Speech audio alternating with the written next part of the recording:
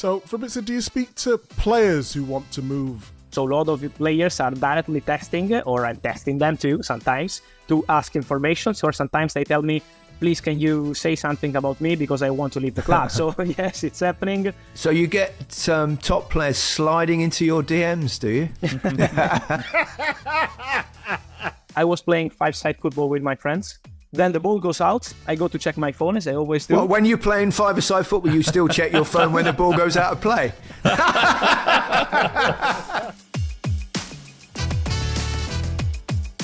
Welcome to The Rest is Football with me, Gary Lineker, Micah Richards and Alan Shearer. And as it's transfer deadline day, we have ourselves a special guest, the king of the transfer scoop, a certain Fabrizio Romano. Fabrizio, here we go. Thanks very much for joining us at your busiest time of the year. Thank you. How frantic is it? Completely crazy. First of all, thank you for the invitation. It's a big pleasure for me to be here. So thanks again, really. And it's really, really pure madness, I would say. Spending all day on my phone. I was even late here, so sorry again, but my phone is really blowing up and it's impossible to stop. But, you know, it's my favorite time of the year. I love it. I love to be in contact and in touch with people all day. And so ready for the final hours. Because football's so global, I presume you don't get much sleep on this last week. Oh, impossible. Last night was like 2 hours, so that's my life. Fabrizio, how did you get into this? Look, I started when I was 17, a kid, I would say. I was in Napoli. I'm from Napoli. My family is still there. And so I was there and I was writing on very small websites. Then one day, my life changed because I was practicing on very small Italian websites. And one day he called me from Barcelona. He was not an agent. He was a guy working in La Masia in the Academy of Barcelona. And he calls me. I still don't know how he had my phone number because I was not an important journalist. I was just a normal guy trying on a small website. And he called me and he told me, I'm a guy who was trying to approach some players here in La Masia. Was completely different football. Imagine, it was like 13 years ago. I'm trying to approach some players. I'm a big friend of the agent of one of these players, Mauro Icardi. And so if you can please publish something on your website about Mauro Icardi and Gerard Deulofeu, these two players who are in Barcelona Academy, so I can show them that I'm making some rumors around them. And at the end, I can try to approach them and enter into people managing the future. And that's how I started. I said, okay, no worries, send me some information about these players, how they play, how are their skills. I published those informations. And then Icardi moved from Barcelona to Sampdoria and then from Sampdoria to Inter. It was my first news. I broke the story of Mauro Icardi joining Inter. And then going from there, I moved to Milano and I started to spend like 6-7 years every single day during the transfer window in January and the summer around the city. Hotels, restaurants, meeting with people, agents, directors, presidents, players. And that's how I built the network. And then social media, and that's the story. How do you get paid? How do you get your salary? There are different ways. It could be on traditional media. So, you know, with for example, working with newspapers or TV, this kind of collaborations, but also new media like social media platforms, right. Helping to build some collaboration. So there are different ways. This is not easy because sometimes you have to be creative, no? Not just as a journalist, but also as an agent of yourself. So I try to do my best. But I like it. I like challenges in general. And so, well, you're doing an amazing job. Well done. Thank you. How difficult is it to work out what's a genuine story? And often I imagine a lot of your contacts are from agents trying to push their players in certain positions, flying kites, so to speak. How trusted are they? Do you build up that over time? Yeah, it's not easy at all. Honestly, it's not easy at all, especially after what happened this summer with Saudi stories. It's not easy. I was lucky enough to be in Saudi in January when Cristiano had his debut with Al Nassr, and so I had the chance to build some contacts there, but it was really complicated at the beginning of the summer transfer window to be in touch with the correct people. And in general, it's not easy when you have big platform, big numbers, a lot of people is approaching you, trying to sell you stories. And so for me, it's absolutely crucial to be accurate. This has always been my mission number one.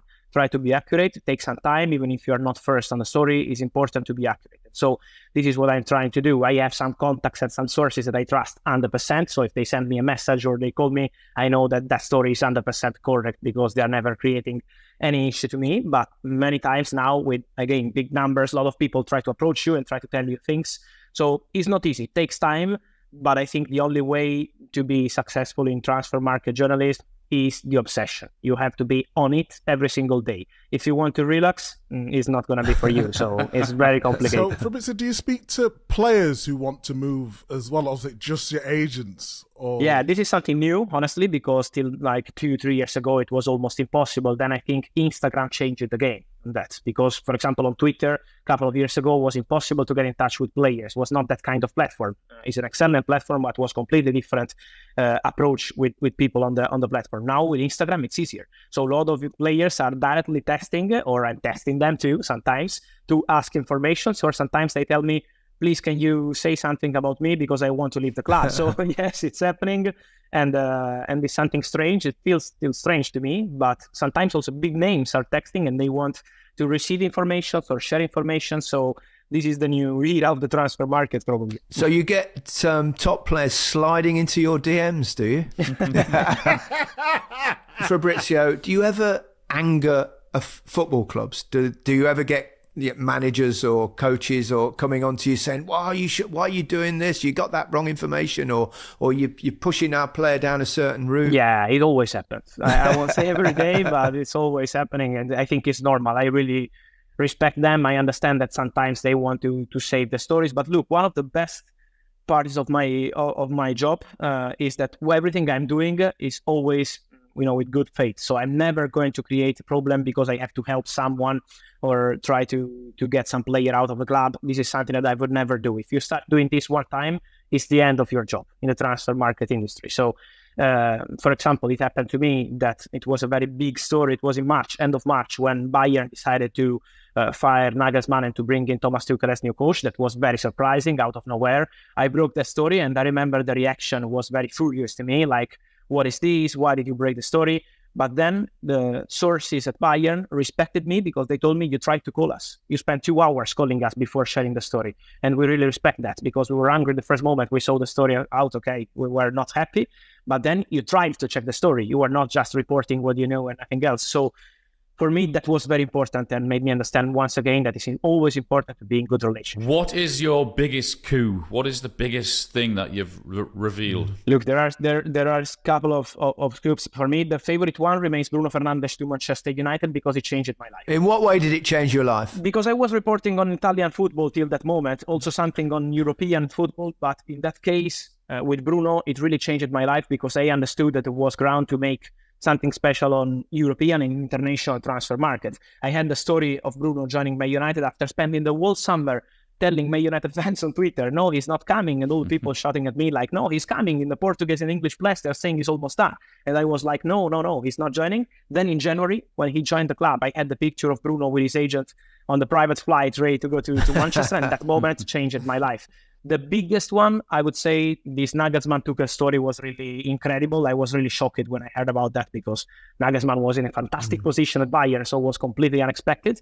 But my favorite remains the one about Zinedine Zidane leaving Real Madrid and deciding to leave the club. It was absolutely incredible to me because, you can have many stories, but when it's Zinedine Zidane and when it's Real Madrid, is something else. Tell us, how did you get that story then? Look, I was playing football. It was the night of the Europa League final between Villarreal and Manchester United. I still remember that. I was playing five-side football with my friends. I was in Sardinia, so enjoying some time with my friends. Then the ball goes out. I go to check my phone, as I always do. Well, when you're playing five-a-side football, you still check your phone when the ball goes out of play? I have to. And so I was checking my phone. I look at the message, and was one guy telling me, look, there is a message in a Real Madrid chat with all the players where Zinedine Zidane said, tomorrow I'm going to say goodbye. I'm going to speak to Florentino Perez. It's over for me here, and I decided to leave the club. And so I was checking on Zidane's side, but then after 2-3 checks, I got the confirmation, and that's how I got the story. But it was really, really big for me. I was like, okay, Zidane was an incredible football player, an incredible legend of the game, and now to report on Zidane at Real Madrid and to broke the story was something incredible. Did you finish the five-a-side game, or did you just rush no, off? No, I didn't. Impossible. You let your teammates down, but with good reason for that. Yeah. There are a lot of people now, I think, it's always been an interesting world, transfers and stuff. So you've got many competitors, I suppose. Do they sometimes get a little bit jealous? And I think there's a lot of stealing of stories, isn't there? If somebody does it. Yeah. I notice if it's someone else's story that you will put their @ in at the bottom of your tweet or Instagram post? Of course. I think it would be not human to cover the whole international transfer market with one single person. So it would be stupid, I think, from me to pretend something like that. That's why I'm not jealous at all. And I think that if the industry is growing, it's just positive for me and for all the people working into it. Because I think when I started, when I was like 18, 20, the transfer market journalist was not at this level at all. It was full of stupid gossips, fake stories. So now the accurate journalism is completely on a different level. And I am a big fan of some people doing this job in Spain, in Germany, in England. For example, David Ornstein. I always see people in Twitter putting me against David, but he's one of my best friends in the football industry, and I think he's fantastic journalist. I am only admiring his job, as many others. So I don't see any competition. I think till things are respectful as they are on the social media and on traditional media is something that I'm always respecting, and I'm very happy to be part of that. You must never sleep. You must be checking your phone 24/7. Look, it's almost like this. Then it depends on the moments. I think it's crucial to understand the moments. There are moments, you know better than me, that sometimes when there are games, for example, on Saturday and Sunday, it's easier to rest a bit more because nothing is happening. All the directors are maybe traveling with the squad, so nothing is happening on the transfer market. So you have to understand the moments, but there are moments like this week where you can sleep. So it's like 2-3 hours. And even when I try to sleep, I tell you, it happened to me. It was like last week. I was sleeping. It was like 6 a.m. in the morning. And I woke up and I was dreaming of something about Chelsea signing the striker. It was, but really, I'm not joking. I'm not joking. This is not a good news for me and for my mental health, but it's the reality. I was dreaming of Chelsea signing a blonde player. So I was like, okay, what's happening? And then I was checking my phone. It was just dreaming. That's it. Fantastic. Fabrizio, would you like to just check your phone briefly to see if we can get a scoop during this podcast? I received a message about Luis Felipe from Betis going to Al Ittihad. 22 million euros plus 3 add-ons. So that was the last one I received. There you go. I mean, and sadly, this won't sound like an exclusive in 3 days' time when we're going to put it out actually on transfer day. We're doing this on the Tuesday because obviously transfer deadline day would have been a little bit too much for you. Brilliant. Has player power made a difference in the transfer world now? We see some players, refusing to take part in training. I think wasn't it Mateus Nunes has done something similar in the last week? Yes, I think this is the new trend of the transfer market. The players have big power, I would say. Also, look what happened with Caicedo. The Caicedo story was crazy this summer, but it really changed because of the player, because Liverpool had everything ready with Brighton, and Caicedo for 12 hours was a Liverpool player, till he decided to send a message to Jurgen Klopp multiple times during the day, because Klopp tried during the afternoon, but Caicedo was like, no, I want to go to Chelsea. And so even for Brighton was kind of issue to restart the negotiation, to take 48 hours more. They were very able in the negotiation with Chelsea, because at the end they got more than what they received from Liverpool, but it's not always easy. So yes, the players are in control now, I would say, yes. What do you think is the significance now of the interest from Saudi Arabia and the amount of players that could go there? This is a big problem, I think, especially for the timing. I really respect what they're doing, because I think it's cycles in football. It can happen that there are new nations or new leagues that are trying to show their ambition. I think the biggest problem is about the timing of the transfer window, closing 1 week after the European transfer window. I understand many people in the industry being very worried with that, because you can tempt player on the 3rd or 4th or 5th of September and you don't have any chance to react. So this is the biggest issue, I think. And also, there is a lot of people, now it's more clear because it's the end of the transfer window, but at the beginning of the window, like end of May, beginning of June, a lot of fake people was entering into the business, just trying to approach some people from Saudi. It was completely new, not just for journalists, but also for people into the clubs. They were not prepared probably to negotiate with the correct people.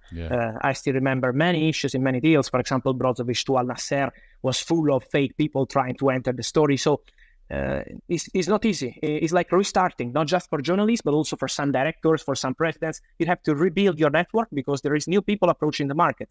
So now it's easier. It took 3 months, but at the beginning it was not easy at all. How far do you think you can take this? Because obviously you've got a massive following and it's done in a different way. I know a lot of journalists, like you've mentioned before, may be happy and some may not be happy, but you've got a different approach. How far can you take it? Honestly, I will take it as far as I can in terms of enjoying that. Now I'm happy because I'm enjoying not just the professional side, but even the human side. My favorite moment in the transfer window is the day after, when I call my favorite sources and I start speaking in normal way as Fabrizio and not as the journalist. That is my favorite side of the transfer window. But if you start feeling too much pressure, if you are not enjoying, that is the moment when you have to stop. So I always say it's like for a player, no? It's important to understand, and you can understand way better than me, when is the moment to say, okay, stop. Now it's time to retire, to leave this job, or to maybe do something different, because you can't go forever. I already know that. I think it's going to take some time. I hope like 3, 4, maybe 5 years more, but I won't continue for that forever, because it's going to be too difficult. So I think 5 years maybe. Do you have a team behind you? Do you have people helping you, or you go solo? I just have 2 guys who help me with editing the videos, and I produce like on YouTube. And then for all the other stuff, everything you see posted on my social media accounts is always posted by myself. I would never allow anyone to publish anything in my name. It's a respect, I think, for all the people following me, but also I would never be able to control that. And in the transfer market, how crucial is every single word. If you say agreement or verbal agreement, is completely different. So for me, it's crucial to control everything, to post everything by myself. And so I would never change that. Even in the contact with my sources, I would never allow anyone to call and say, I'm working with Fabrizio, can you share information with me? That's not in my style. I like to be in control of everything. So some help with the editing of the videos, because I'm terrible at that, and then it's fine. Well, it's impossible, isn't it, to get everything right? You're going to get some things wrong. When it goes wrong, and the information, it turns out to be incorrect or doesn't happen, how disappointing is that? Look, at the beginning of my career, it was very disappointing. So I was like mad for 2-3 days. I was very, very sad for a couple of days. Then now I understand that the importance of sending the correct message to people. If you want to be part of the transfer window, I mean, as a follower too, just looking at it and being informed on the transfer news, you have to understand that part of this jungle is also for some deals to collapse for multiple reasons. For the medical test, maybe for the wife of the player changing her mind, or maybe because the club is too slow to complete the documents and another club is jumping into the race. It happened with Danjuma, for example, with Everton in January. That was a done deal, but really done deal. The player was there at the ground taking pictures with the shirt. So I can't control that. I can't sign contracts. That's what I always say. My job is to tell you when there is an agreement, when there is a player traveling for medical test. That's what I have to do. Then I can sign contracts. So I'm trying to make people understand that sometimes this can happen. Otherwise, you can wait for the official statement. You don't need Fabrizio or any other journalist. Do you know in any way what goes into players' contracts now as well, which would be quite interesting to people? I suppose the salaries you can publish sometimes. Yeah, honestly, I always try to avoid that part, because you can't always be 100% informed. And I know it really annoys players. So I think this is something that sometimes we have in football. Sometimes you put the salary because you have clear information, but until I have 100% clear and confirmed information on the player side, and I make sure that the player wants to share that.